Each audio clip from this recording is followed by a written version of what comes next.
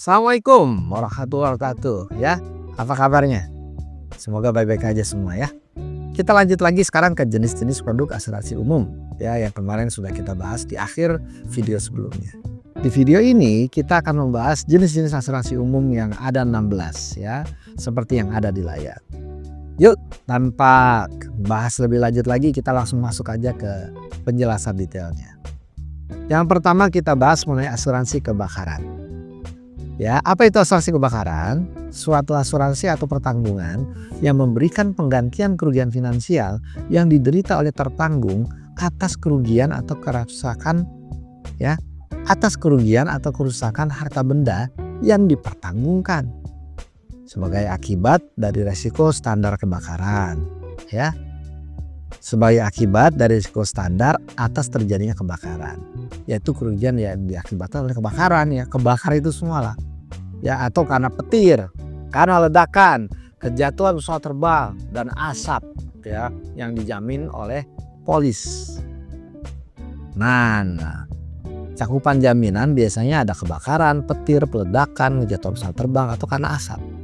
Ini semua diganti nanti kerugiannya oleh asuransi. Pak, emang kalau karena asap kerugiannya apa? Bau, dan baunya harus dibersihkan. Lalu karena asap warnanya berubah ya, jadi hitam, itu harus dicat ulang, itu kan pakai biaya. Ya, nyemprotin ngilangin bau aja biaya, pencuciannya biaya. Ya, yang kebakaran sebelah kita cuma kena asapnya, itu juga diganti. Karena ada biaya lagi gara-gara itu. Gara-gara asap tanaman-tanaman kita mati. Ini perlu diganti tanamannya, taman kita harus diperbaiki. Itu kerugian juga gara-gara asap. Banyak perusahaan yang memberikan asuransi kebakaran. Contoh kita bahas dari asuransi Jasa Indonesia atau Jasindo. Ya, Jasindo menawarkan produk asuransi kebakaran yang melindungi properti seperti rumah, toko, gudang dan pabrik dari kerugian akibat kebakaran, ledakan, sambaran petir dan kejatuhan pesawat.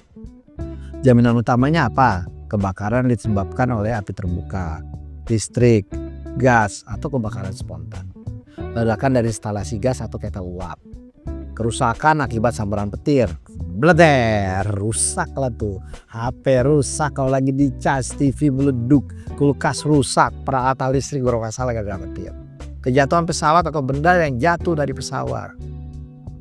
Emang di pesawat terbang kita bisa ngelepar gitu habis makan salak, salaknya lempar lewat jendela.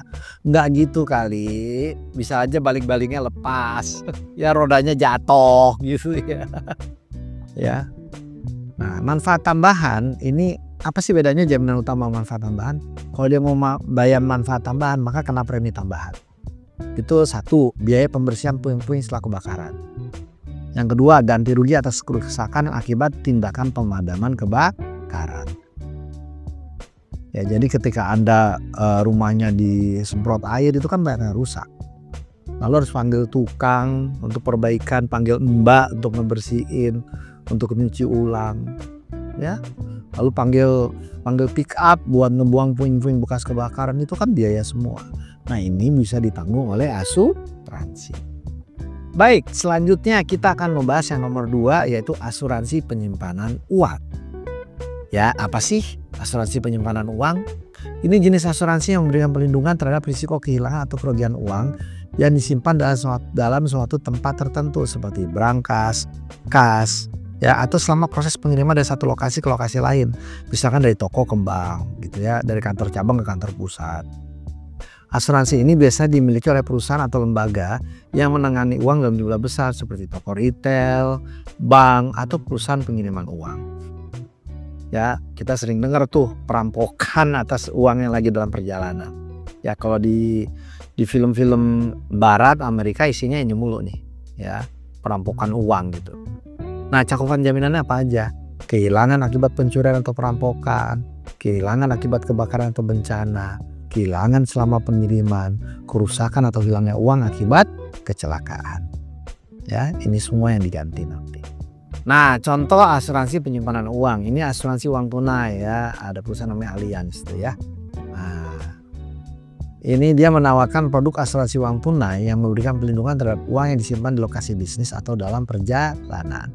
Ya, fitur utamanya perlindungan terhadap kehilangan uang tunai akibat pencurian atau perampokan. cakupan untuk uang yang disimpan di lokasi bisnis dan saham diangkut, dan tersedia berbagai limit dan premi sesuai kebutuhan nasabah. Nah, gambarnya salah itu ya. Itu lebih ke pertanggungan untuk kalau asuransi jiwanya, penyakit kritis, cacat total, itu nilai uang pertanggungan di sebelah kanan. Tapi logikanya sama.